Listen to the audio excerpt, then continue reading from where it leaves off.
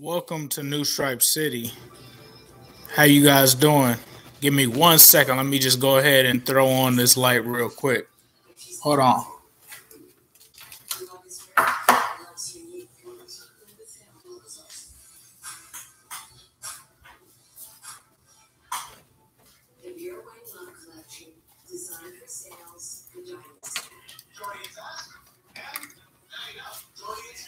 All right. What's up, y'all? Can y'all hear me? Let me know if you can hear me. Okay, cool. What's up, y'all? It's your boy Ace Boogie. Welcome to New Stripe City. I figured with so much news that happened today that was Bengals related, we needed to have a therapy session. You already know. So I have a number of things that I'm going to talk about this session. Mainly, Teryl Austin was fired today. Shout out to Timothy Lawson. Secondly, I'm going to talk about Marvin Lewis as a defensive coordinator. Thirdly, I'm going to talk about Andy Dalton and his performance yesterday. And then fourth, I'm going to talk about Hugh Jackson and the possibilities that he will be back. And then I will make sure that I answer some of your questions too. So the first thing that I want to talk about, I just want to kick things off because I really want to talk about the Teryl Austin firing. I don't know if you guys caught my video earlier. I talked about it immediately once it happened. It just had to happen. And like I talked about it earlier, when you look at the defense and it's trending in the wrong direction historically with the worst numbers I've ever seen and possibly the Marvin Lewis era, point blank period, there had to be a change made.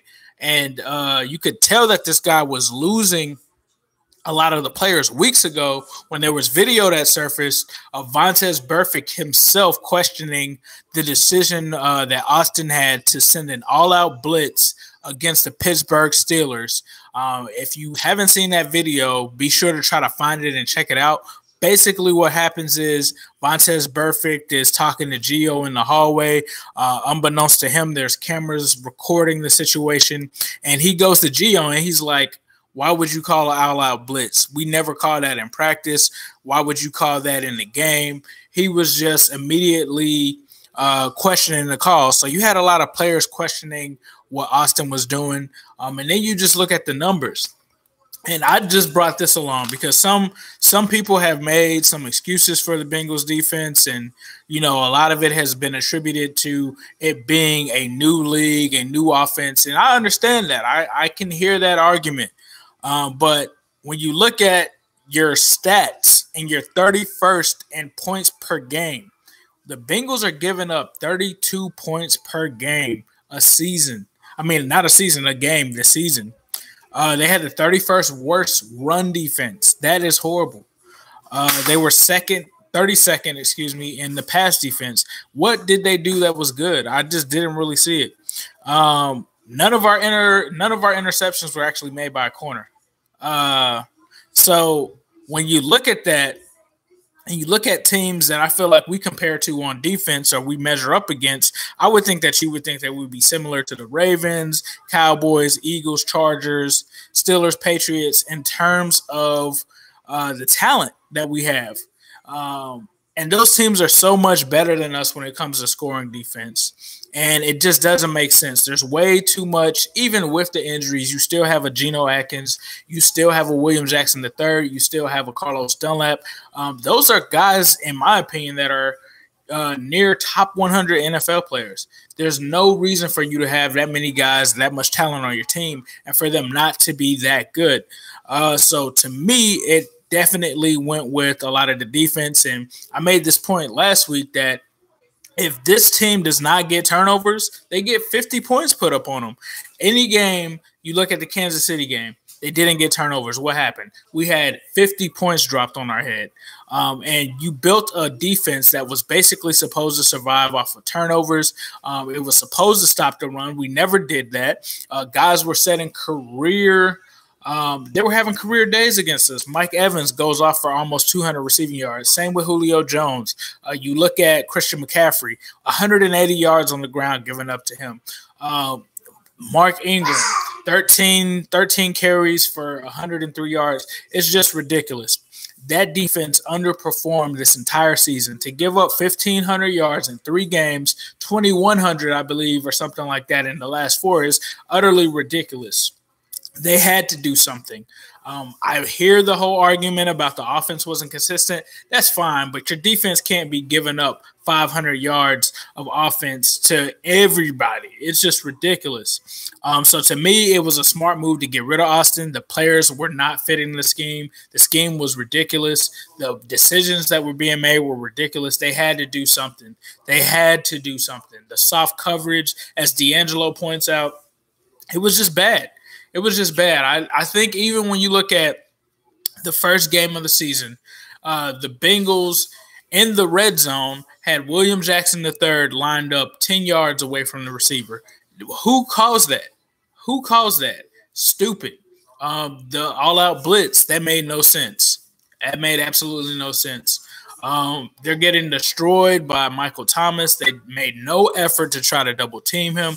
It was just a lot of not really the smartest decisions being made. But anyway, I'm glad that they made the move. They had to make the move.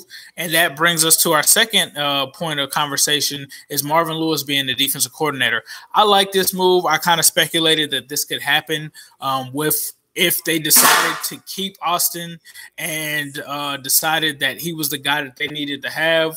I felt like Marvin Lewis is, at least for right now, the best guy for the job. Bringing in a new defensive coordinator was not going to happen. It had to come from within. And I like the fact that we get to actually see what Marvin can do as a defensive coordinator. I know some people have talked about what he's done in the past, but this will be Marvin's own stamp on it. Clearly, I think that we have to keep the same scheme, but the execution of it, what plays are called, and given situations in terms of coverage and things like that, I think that this is a better suited defense for Marvin Lewis. I don't think that he's going to make that huge of an impact that he's just going to make us amazing. But if we can just make sure that we don't give up 500 yards a game, I think we're good. If we're not giving up 32 points per game, I think we're good. So I think that he will be an effective defensive coordinator for us. And I think with his job kind of on the line in terms of what he does with this defense, I think that he'll treat it more serious. Now, he did have his press conference today. He stated that he felt that a lot of it was on him. He made the decision to bring in Teryl Austin. He made the decision to not let the players down and took command of that. So what does that mean? Does that mean that this will now translate to the players? I hope so. I think that the players will play better for him. I think that it shows that he's serious about improving this defense. I think that this also leads into the next one, which is Hugh. I think, and I've told you guys on my channel several weeks ago, that Hugh Jackson is coming to Cincinnati. It's just a matter of time. It's a foregone conclusion. They were asked about it again today, and I think that the firing of Teryl Austin makes it even more likelier because Marvin talked about how hard it would be to balance being the head coach and checking in with the offense as well as balancing the defense. Apparently, he tried to work with the defense this weekend, and while he was doing that, he had his back turned and couldn't keep up with the offense. I think Hugh Jackson gets inserted there, and he's there to help with the offense. He's there to maintain and make sure that the offense is on track and allows Marvin to actually be able to concentrate on defense. And I think that that is a recipe for somewhat of a fix. I have to applaud the Bengals and their front office for making this move to fire Teryl Austin, and not only fire him, but also promote Marvin Lewis to the defensive coordinator. That makes a lot of sense. I think that a lot of the players have the respect for Marvin. I've even heard things from whispers and being close to the situation that Vontaze Burfict actually didn't like playing for Teryl Austin and could have been a possibility or a reason why he hasn't played. So keep an eye on Vontaze and see if he ends up coming back because of Marvin Lewis taking over this defense. He didn't really like playing under Teryl Austin. He questioned him. That's not really a big surprise. So pay attention to that. But Hugh, I think, works perfectly for this team. He can come in, help out with the offense if we ever start abandoning the run, as we've done lately. I think that he's there to help. He's a guy that the players respect. I don't think that he undermines Laser. I think that they work well together if given that circumstance. And I think that this is a move that needs to be made. Excuse me. So I'm going to touch on this last topic, and then I'm going to open this up for me to respond to you guys. I don't want to be ignoring you guys' questions and everything. But what I want to talk about, you guys know me. I'm not a huge Andy Dalton guy, right? I criticize him. I've even campaigned for us to take quarterbacks in the draft, move on from him. I've assigned blame to him. But when he has played well, I have also praised him. And one thing that I wanted to talk about was I hear a small segment of our community that says that we need to hold Andy Dalton to the same standard as our defense, and that he was as much to blame yesterday as the defense was. And I'm just not buying that. So what I did was I did some research, and what I came back with was just a breakdown of what exactly happened yesterday.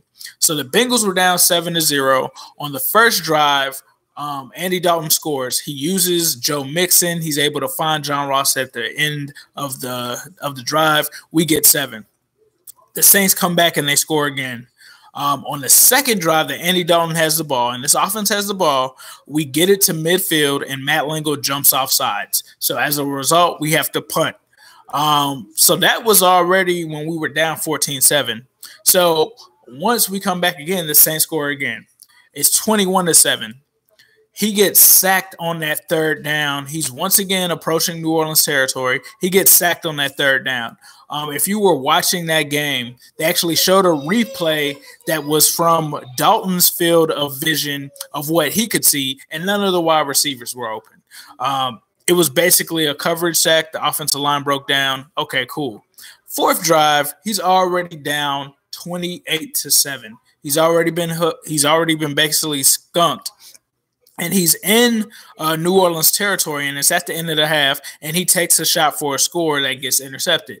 The pass was horrible, but at this point, he couldn't use Mixon. At this point, he didn't have any other real weapon out there. Tyler Boyd was being double-teamed, so he turned the ball over.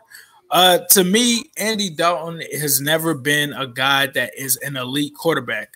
I don't think that people should expect him to be, but I talked about this before we even got to the game. With A.J. Green being out of the game, I knew that this offense would struggle. I didn't expect the defense to struggle as bad as it did. Obviously, they were not that good coming into it, but if you were to say, you know, out of the two units, who would you expect to struggle more? You would think the offense, especially with A.J. Green being out of the game. Andy Dalton is the type of quarterback that is only good as the weapons around him. He's good enough to win you a playoff game. He's good enough to win you a Super Bowl. But he is a guy that is built off of what's around him. And what was around him? No A.J. Green, who is a top 5 elite receiver. He's the engine to this Bengals offense. Andy Dalton might be the car. A.J. Green is the actual engine for this. So the fact that they weren't able to move the ball without him did not surprise me. I knew what the other team was going to do. They were going to double team Boyd. Kansas City gave everyone the exact blueprint on how to stop the Bengals. Even when A.J. Green was there, and if you look at those two games, the two things that were in common in that game was that they took A.J. Green out of the game. Physically, he couldn't play in the New Orleans game, but in the Kansas City game, they double-teamed him. They double-teamed Tyler Boyd. What did New Orleans do? They double-teamed Tyler Boyd because there was nobody else that could get open and beat anybody that was a threat to that team. They even double-teamed John Ross. So to expect that somebody like Andy Dalton would be able to go into a game and hang toe for toe with Drew Brees is utterly ridiculous because he didn't have him. He gets down 3 scores, so you can't use Joe Mixon, who's your second best player on offense, the entire offense, especially with Tyler Eifert out. He didn't have any weapons, and I'm not a Dalton guy. I'm not making excuses for him, but I realize, like, I don't know if people have not played football before or they don't realize how great A.J. Green is. A.J. Green is a top 5 wide receiver in this league for a reason. It's because he comes through and makes sure that our offense can put up points. Anytime throughout the tenure from 2011 until now, whenever A.J. Green has been out of the game, the offense has never looked amazing. I can think back to only one game, I think, with Carolina where Mohamed Sanu was there, where they looked decent, and they had Giovanni Bernard, and they also had Jeremy Hill, and they leaned on the run game. But outside of that, he's never had those guys that were able to step up in the passing game or any of that. Like, to expect that guys like Auden Tate, who I'm a fan of, but to expect those guys like Cody Core and these other guys to go out and beat other players, that's not going to happen. That's not going to happen. The Saints were daring us to hope that Auden Tate and Cody Core and these other guys would come out and do something, and they did it, and I wasn't surprised. And I definitely wasn't surprised because the Bengals made no trades to replace anybody of A.J. Green's caliber, and that's what happens. Not only with Andy Dalton, you look at other quarterbacks around the league. Matt Ryan won an MVP. Matt Ryan has been to the Super Bowl. Matt Ryan is not that good without Julio Jones and without Calvin Ridley. Some quarterbacks just thrive off of the talent around them. There are other guys who are the exception. There's Aaron Rodgers, who can throw to Geronimo Allison and make him a superstar. There's Phillip Rivers, who can throw to Des Aruju, or however you say the guy's name, or Malcolm Floyd, and make him a superstar. But Andy Dalton isn't that guy. And there's a lot of quarterbacks that aren't that guy. You talk about Matthew Stafford. There's a lot of quarterbacks out there that would not be anything without those superstar stud receivers. And that's my point with Andy Dalton. You can't expect, and I said this earlier, you can't expect a Honda Accord to turn into a Porsche when you know that you bought a Honda Accord. That's what it is. It is what it is. So is Andy Dalton an amazing quarterback? No, he's not, but he's a good quarterback if he's in the right situation, if he has weapons to throw to. And I think some of it gets lost that, oh, well, he can just throw to John Ross. John Ross, to me, isn't as good as some of our fan base thinks that he is.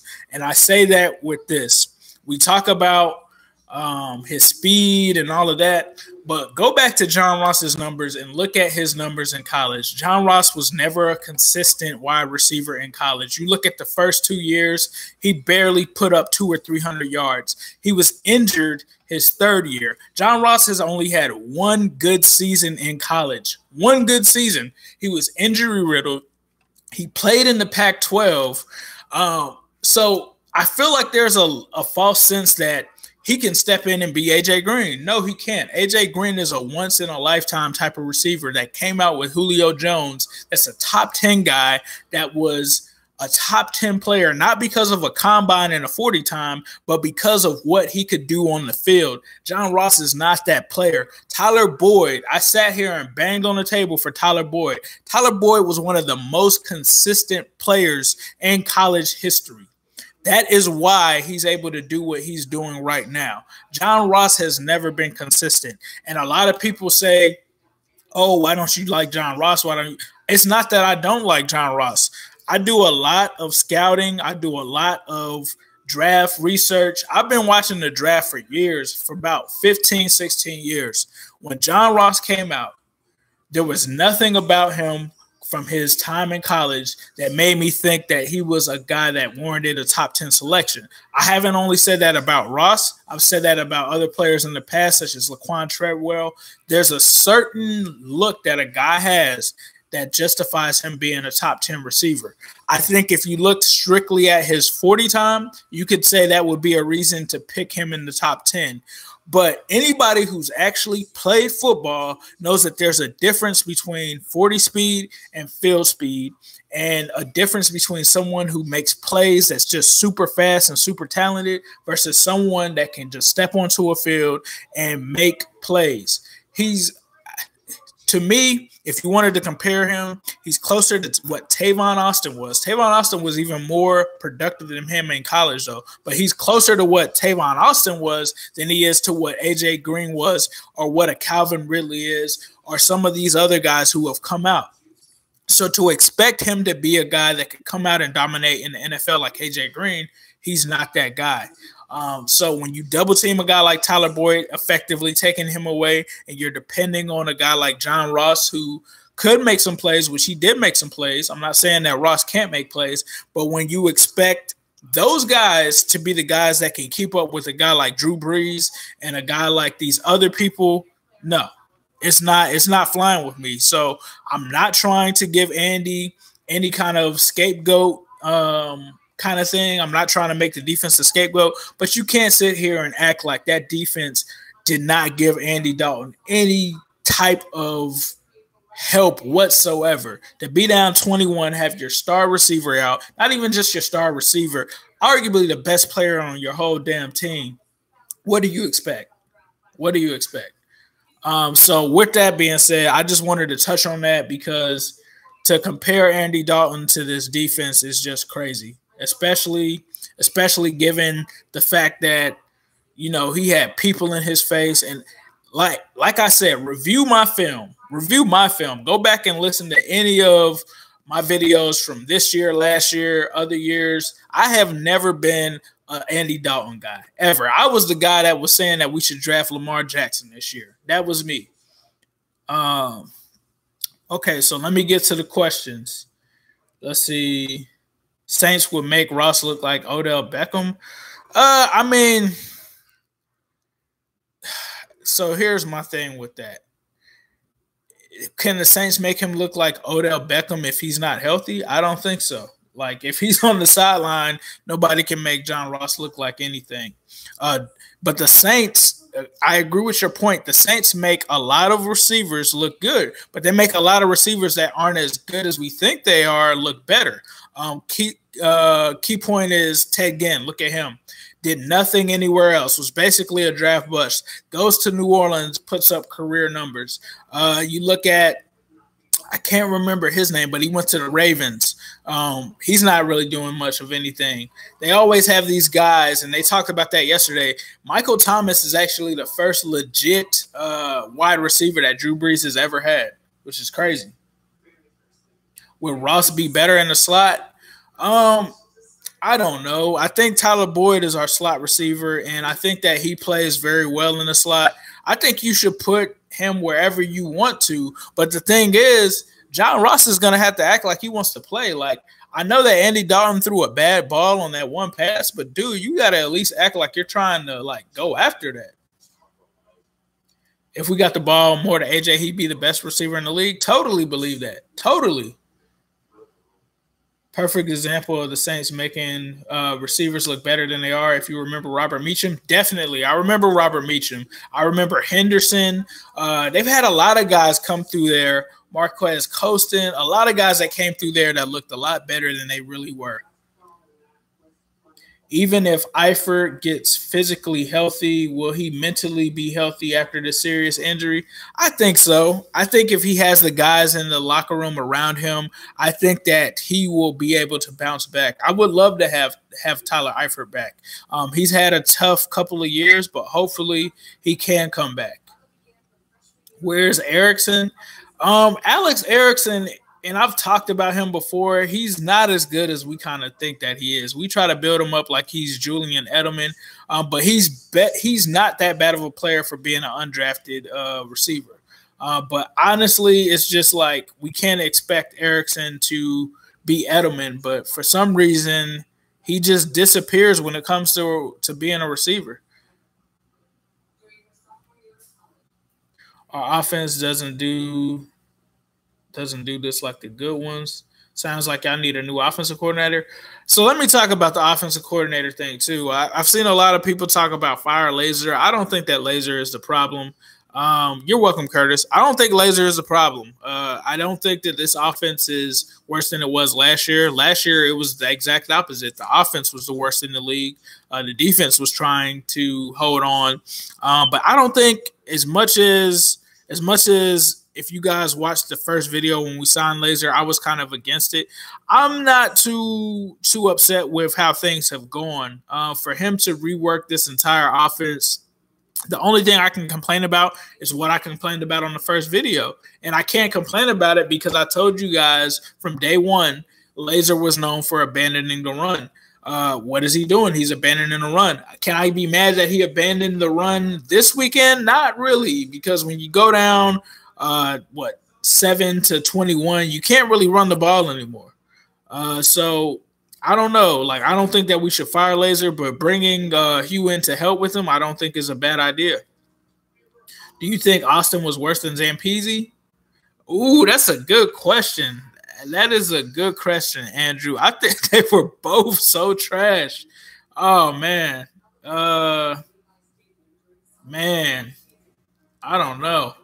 That's like, I would probably say that Austin was worse than Zampese because I don't think that the Bengals offense, correct me if I'm wrong, was headed towards any historic, horrible kind of finishes or on pace to do that. What's the deal with Malik Jefferson? He's needed.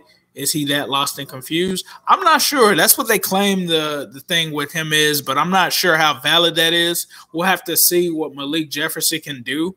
With Marvin being the defensive coordinator now, I don't know if that means that Marvin steps in and has control over the personnel. Obviously, he's the head coach. So we'll have to see if Marvin Lewis believes that Malik Jefferson can actually play. Do you have a QB in mind for the draft? No, I don't. I haven't looked into the draft yet. I usually wait until the end of college season and in the end of the NFL season when guys get ready to declare, because I feel like when I don't do that, I do a whole bunch of unnecessary research of guys that are returning to school. So I have not looked at that yet, but around that time, you can best be sure that this channel will be giving you a lot of draft content. So once I get the chance to go through that, I will let you know which quarterbacks, if I do have any in mind, that I could see us going after. Aaron Rodgers, Drew Brees, and even Rivers turn no-name receivers into anybody. That's true. That's true, Chris. One thing I actually meant to say that, like, those are the quarterbacks, that can make no-name receivers turn into somebody. But one thing I will say about Brady, because I am a Brady fan as well, but if you notice, Brady doesn't play the same without Gronk. That's one thing too. So I equivalent I feel like AJ Green is an equivalent of what Gronk is to their offense. So that means when he's not there, it's not the same offense. And Brady has been struggling lately these last two games. If you've been watching him, I got him in fantasy, and he's like killing me right now. Hold on, let me get back. Let me go down. What's up, Rusty? But why take Joe out of the game? He can catch just as good as Bernard. I feel like that lost us the game. I agree, Tim. That was a weird thing for them to take Mixon out and put Gio in. I think they were trying to ease Gio back in, but that's not as important as staying in this game and doing what you could, especially after you had success in the running game. So I agree with you. They had a players-only meeting. Do you think our D should just shut down Austin? I'm not sure what you mean by that, Cincy fan Jungle City. I know the real reason behind why they had a players-only meeting, but I cannot reveal what that is, unfortunately, because the media will just take that and run with it, especially with the season that we're having. I don't want to say anything detrimental to the team, but I do know the reason why they did that. Do you think we'll still make the playoffs, and do you think Marvin will be rusty since it's his first time calling plays since the Ravens? I think we still make the playoffs. If you looked at the playoff picture, we're still at the 6th seed.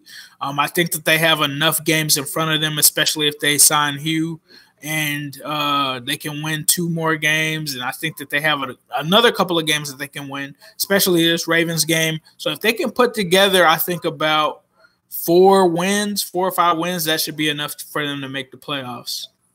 With Zampese, we didn't score a touchdown for 2 games. I definitely remember that. I didn't forget that. I was just thinking of, from a historical standpoint, was it the worst that the Bengals offense had ever been? So I'm not sure, because we fired them after after 2 games. If we would have kept Zampese, it probably would have been that bad. If we bring back Hugh Jackson, he will be the next head coach of the Bengals when Marvin retires. I could see that happening. Do you think we will get to 10 wins? I said 9-7 at the beginning of the season, and I think I'm going to stick with 9-7. How will we fare versus Baltimore? I think that we'll fare pretty good. We're used to playing Baltimore. I think the fact that they struggle offensively will bode well for us. But the X factor for them is Lamar Jackson, who I'm scared for us to face. But now with Marvin Lewis facing him, the fact that they actually met with him, put him through workouts before the draft, that should give us somewhat of an advantage against him. Do you think our defense would be better if we had Paul Guenther? No, because Paul Guenther is near last in the league, right along with us in Oakland. So they're trash too. Let's see. We need to get Tua. I've heard of Tua. I think he's like the quarterback for Alabama, but I haven't really looked into him like that. Did you see that Marvin said he would be out at the end of the season? I did not see that. What happened with Auden Tate on Sunday? Auden Tate is a guy that was taken late, and it was his first NFL game. And I don't think he really got that many snaps. So I think that he should have gotten more opportunities. They threw the ball to him once, but, I mean, he dropped it. John Ross dropped hella passes. Tate dropped one. Agreed. We have bigger needs than quarterback. We totally do. I think we have way bigger needs than quarterback. Linebacker, I've been harping on the linebacker train for years now. And people say, why you guys wanted Reuben Foster?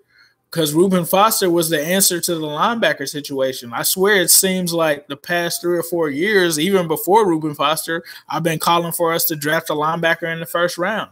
They won't do it. They haven't done it since Keith Rivers, but you have to realize that you need to pick a top flight linebacker that can change your defense. So hopefully we see them do that. Lately, what they've been trying to do is get cheap veterans and trying to draft guys in like the 3rd and 4th round. They need to aim higher than that. You have to go and get you a first-round linebacker. Do you think that we should give Driscoll a chance? I don't think so. I think he played good. What I would like to see is for them to bring him in on more of those wildcat plays like they did early in the game. That is something that's pretty dope. Defense and injuries hurt our season. I agree. The injuries have been pretty bad.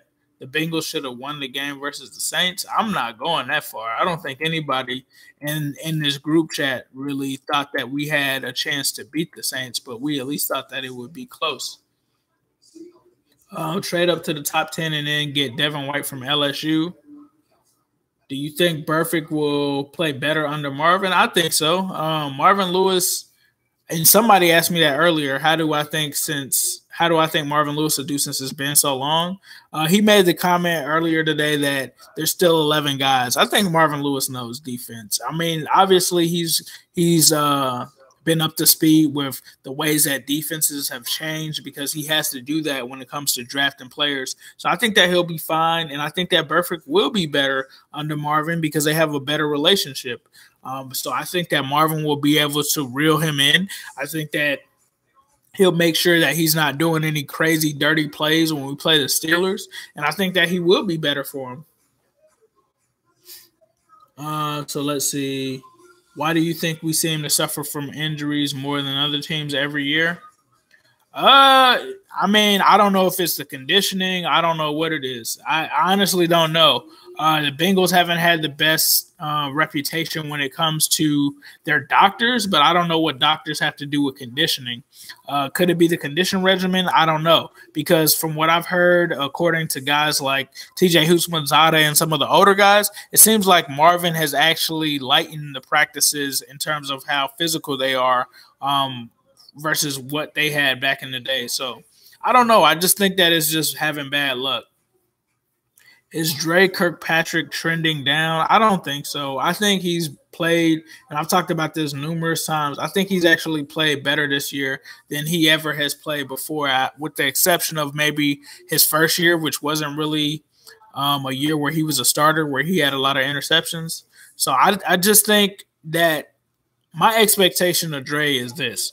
I don't expect Dre to be an elite corner. I expect him to be an above average corner. I think that's what he is. I think that he's serviceable. I think he's played well when he has been tested for Dre Kirkpatrick standards. So that's my feeling basically on Dre. Do you think we will see a spark in our defense with Marvin taking over? I definitely think so. I think these players are anxious to show us that it was mostly, for the most part, Teryl Austin that made this defense play as bad as it was. Do you think it was a good choice to have Marvin take over the defensive play calling duties, or do you think we should have promoted someone from within or brought in someone from the outside? I think it was a great move to promote Marv. I think that made the most sense. Who's going to command the most the most respect, at this point in the season other than Marvin Lewis? Why bring in somebody from the outside who isn't familiar with what you're already doing? So if there are adjustments that need to be made, who better to make them than Marvin Lewis? What's up with G? Oh, you're talking about the co-host, Sam. I didn't want to say anything, but G actually has had a son, a new Bengals fan in the community. So I've been giving her that time to spend that time with her family. It's my fault though that she wasn't on before she went in, but I didn't feel good keeping her away during that process. So congratulations to G for sure, and we have a new Bengals fan in the community thanks to her. So as soon as they get back situated and everything, I'll see when is a good time to get her back on here. What's wrong with the D line? We haven't gotten any pressure on the quarterback. I don't know. I felt like when Teron Armstead went out of the game, we should have at least put some of our best pass rushers over there. But I feel like I'm not too surprised because the Saints, if you listen to my scouting report, the Saints have one of the best offensive lines in the NFL. So not too surprising that it was hard for us to get pressure on them. Drew Brees has only been sacked two times this year. Dre plays tough and comes and gets some bad calls, but I like his style. Yeah, I think Dre gets some bad calls that happen on him. I mean, he did kind of grab the guy a little bit, but to me, it wasn't to the point where it was like, oh, man, it was super obvious. Do you think Trey Hopkins should go back to center and Billy Price to guard? I mean, personally, I would think yes, but realistically, are the Bengals going to do it? Nah. Who do you want for a new head coach? I don't really dive into that because I don't know if you guys have been how long you've been following me, but I got super hyped thinking that Marvin was going to be gone last year, entertaining all of these people, and nothing happened.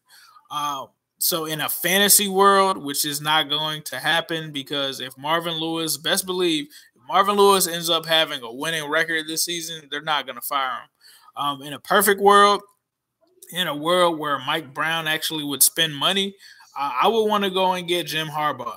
Are they going to do that? No. Let's say, do you think Austin should have been given one more chance? No. He had an entire bye week to fix his defense. He's been given other chances. Honestly, like, just being real. He's gotten all of the chances that they could give him.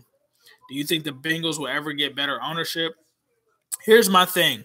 I kind of feel like the Bengals do have decent ownership, and I think this way because I actually did an interview with John Thornton, who's a former Bengals player and a current free agent, and he actually said during that time that a lot of people actually admire the Bengals front office in some aspects.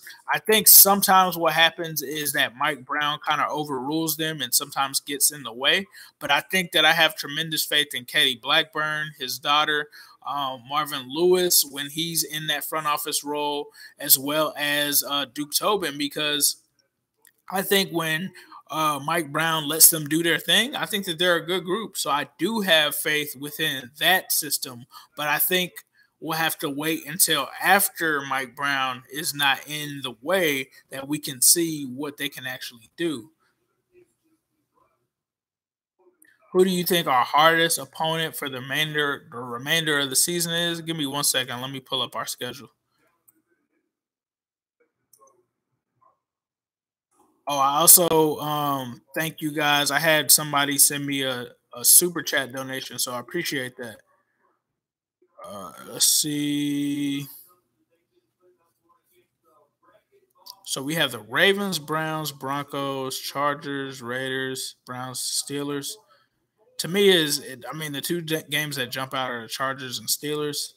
I would say the Chargers, but I'm going to go ahead and say the Steelers just because the mental hurdle that is for us to beat them.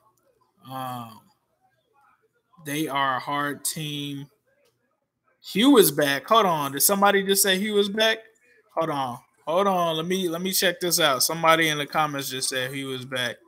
Did Hugh just come back while I was on here? Hold on. Give me 1 second. I had to leave the chat. Browns coach Hugh Jackson is slated to be in Cincinnati imminently to join the staff of Marvin Lewis. Title is not yet clear. Let's go. So it is confirmed. I told you guys weeks ago it was going to happen. Let's go. Let's go. You can book it. Hugh back to the Bengals, baby. Man, this is good, man. This is good. Oh, my God, bro. This is good, man. You guys see me cheesing right now? Yeah, man. It's good to have Hugh Jackson back, man. That's the shot in this team that we needed. Hugh Jackson is a great coach. People can talk about Cleveland and all of that. We knew nobody was going to be good in Cleveland. Let's just be real. Nobody would, like, you could send Bill Belichick. Matter of fact, Bill Belichick has been there, and he still wasn't as successful in Cleveland. They went to the playoffs, I think, but they fired him. Nobody in that new era is going to be able to fix that team. I'm sorry. But Hugh is an amazing hire for us. I'm so happy about that. Let me see. Thanks for giving me the compliments about Harbaugh. That would be ideal, man. Like, if we could actually pay somebody, I would get John Harbaugh, because you look at what he did with the 49ers. He built them into a Super Bowl contender, and it just was really ridiculous. Like, he fell out with the owner or the GM, and then they got rid of him, and the 49ers have been trash ever since. So I would take him. Let's see. Am I surprised? No, but I'm excited. How does Hugh affect Bill Lazor in the offense? He makes them better. That's what he does. That's what he does. I feel like Mike Brown has taken a backseat in recent years. Katie seems to be doing it more, and I like our drafts and keeping our best players. I think Katie has. I think Katie is a low-key, a really good, like, owner for us to have in the future. Like, I think that Katie really cares about the city of Cincinnati. She wants to see the team do well. She knows that our fans want to see the team do well, and I think that since she's taken over, low-key, I think she's done pretty good. Can I respond to this comment? Hold on. Go ahead, Minecraft. Who will be the new head coach? I talked about that earlier. What will be Hugh's role? I think Hugh's role will be an offensive consultant, but he will just help with the offense wherever he can help. What's your opinion on the Bengals looking so flat, especially after a bye week and playing at home? It's not the first time I've seen them play so flat. It's the Bengals coming off of a bye week, man. If you're a Bengals fan yourself, you've seen that before. They always come out like that. Every bye week, they always come out flat. I don't know what it is about bye weeks and playing against the Steelers or playing on prime time, but we always come out flat. Do you think the Bengals will overrule Lazor on certain things? It's possible. I think if they stop running the ball and Hugh comes in and he's like, you might want to run the ball more, I think he could. They need to trade Andy Dalton and fire Marvin. No, that's just dramatic. We're 5-4, bro. We're in the 6th. Like, if the playoffs started today, we'd be in the playoffs. I don't feel like now when you talk about one of our opponents from a couple of weeks ago, the Buccaneers, and I have a couple friends that are Buccaneers fans, that's the team that needs to blow it up. That's the team that after we get to the end of the season, you'll probably see the GM get fired, the head coach get fired, quarterback will be gone. That's the team where you do that. Do you think Hugh will help with our next 2 games with the Browns? Of course he will. He knows the team in and out. Definitely. Todd Bowles is on the hot seat. Apparently will be a candidate for defensive coordinator or head coach next year. I think that he would be a good defensive coordinator, but I don't know if they run a 3-4 or a 4-3. So we'll have to get somebody good in there. If Marvin is able to do it himself, then maybe, hey, that'll be good too. Yes, I remember Ben Jarvis Green Ellis. He was very average. Ben Jarvis Green Ellis, the law firm. He was supposed to be a guy that never fumbled until he came to Cincinnati. Keep it real. Can we turn around and look positive from here out? Hell yeah. I think we can. Especially with Hugh back. I mean, that gives Andy Dalton the confidence that he needs. I think that he's able to talk to a lot of these other guys and get them right. So we'll see. What exactly is Hugh going to do for us? He's going to be there to support Marvin Lewis in his head coaching duties as probably an assistant head coach, but unofficially that. So we'll see. Cedric Benson, of course. Definitely remember Benson. It was actually a time where I actually got Cedric Benson's autograph. Can an Andy Dalton team really be considered a contender? What options are there for this offseason? Yes, I think so. As long as you have the talent around Andy Dalton, he can win. The Bengals can be a contender. They have a talented roster.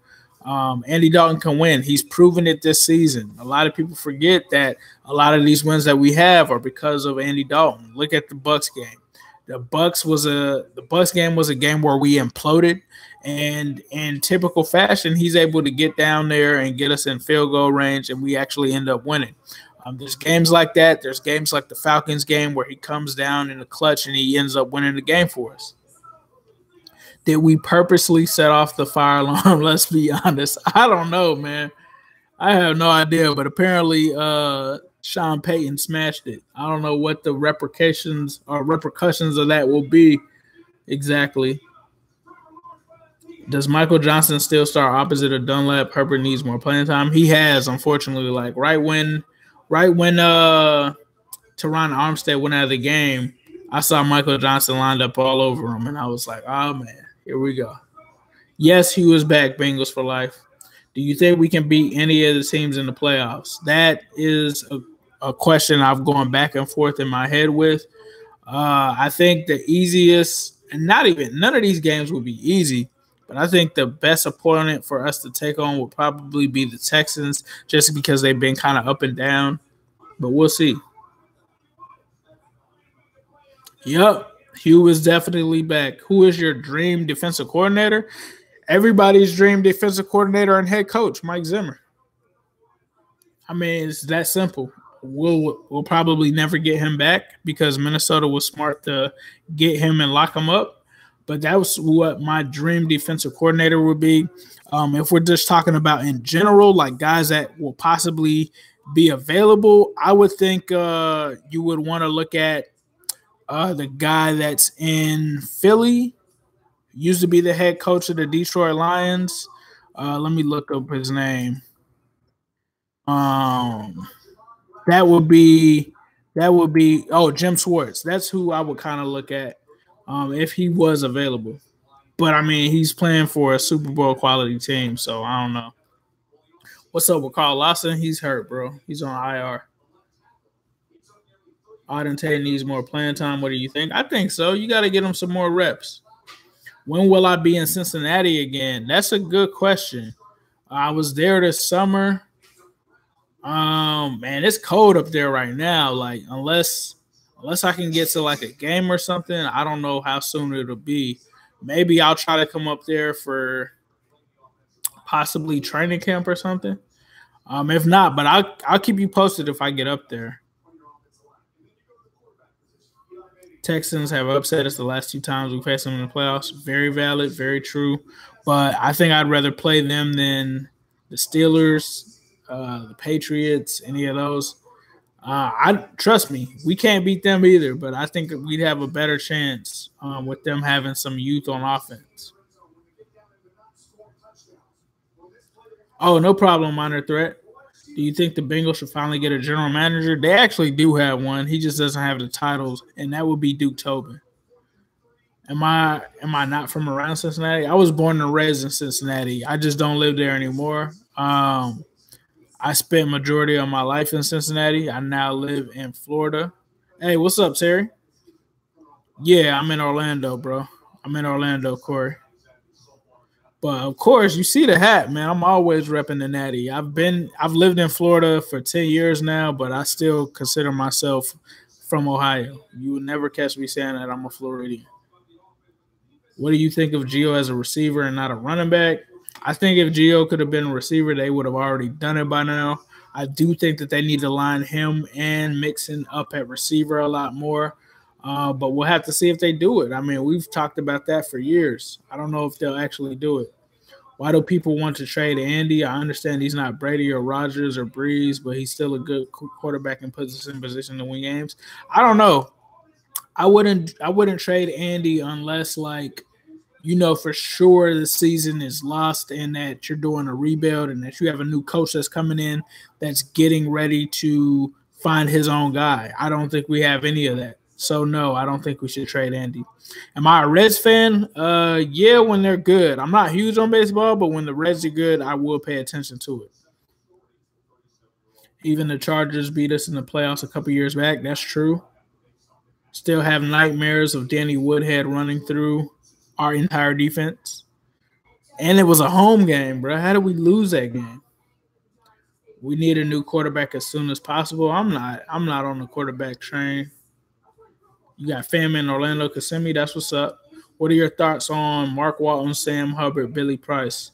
Mark Walton not living up to the 4th round draft pick. One of my favorites, but not living up to it so far. Sam Hubbard is a steal.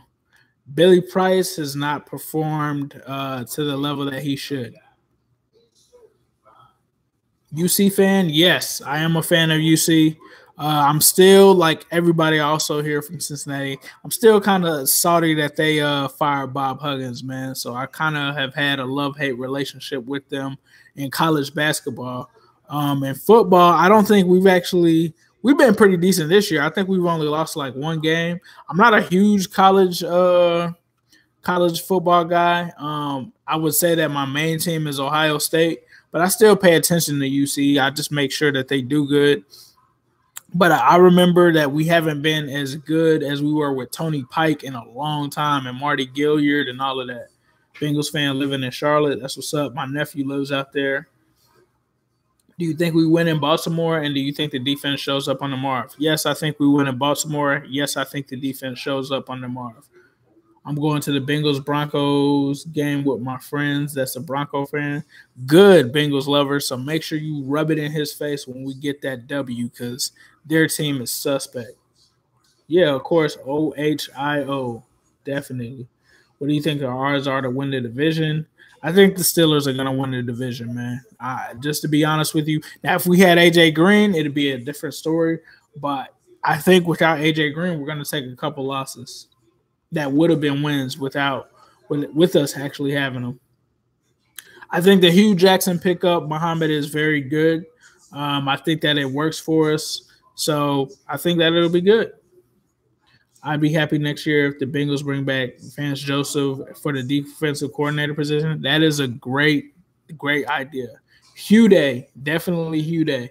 Do you think the Bengals should sign a good backup quarterback? No, I think they already have a good backup quarterback in Jeff Driscoll, believe it or not. I think Driscoll showed this past week that if Andy were to go down, he would be serviceable. We need to get some picks. I think we can get some good value out of A.J. Green. Are you saying to trade him? I'm never trying to trade A.J. Green. But if we do get some – I'm not with trading A.J. Green. No. That's our entire offense. That's our best player. That's our franchise player. Why did they not give Mixon 20 to 25 touches a game? I think they would, but I think this last game they couldn't just because they were down 21-7. You can't run the ball down that much. And then they got down to 28-7. What do we have to do to become a Super Bowl contender? We have to be more consistent. I think it's as simple as that, offensively and defensively, coaching, all of that. We have to be more consistent. How low is Malik Jefferson's IQ for him to not to be saying any playing time this season? I had no idea. I don't think he's that bad though, bro. I don't believe that if you throw him on the field that he's gonna be worse than Hardy Nickerson. There's no way. Who would I take in the first round? I'm not sure. I haven't looked into the draft yet. Once I do, I will let you know. Do you think Marvin and Hugh already planned this? I think they made this decision to fire TA after the Kansas City blowout. Yeah, I think Hugh and Marvin was already playing. If you listen to here a couple weeks ago, I talked about how Hugh was already spotted on the premise of Cincinnati, so not surprising. If you were the owner, what changes would you make to the organization? I built a practice facility for one. Make it so that the players know that we're taking care of them. Number two, I would make sure that we focus on the draft, but also trying to bring in players that would complement our core already, but will still be solid investments for us to make. I think that those moves are very important. I think telling your fan base that you're going to be committed to winning is very important. So I would take what they're doing now and just sprinkle a few free agent signings in that would actually make some sense, that would actually help them get better. You probably already said your opinion on this, but what's Marvin's future looking like? I think it's looking decent, as long as they end up with a winning record. They end up with a winning record, he's staying. Get a QB. Do you agree? No. I don't think that we're gonna get a quarterback, man. Andy Dalton is just good enough to remain a starter. Andy Dalton would start for a bunch of teams in the NFL.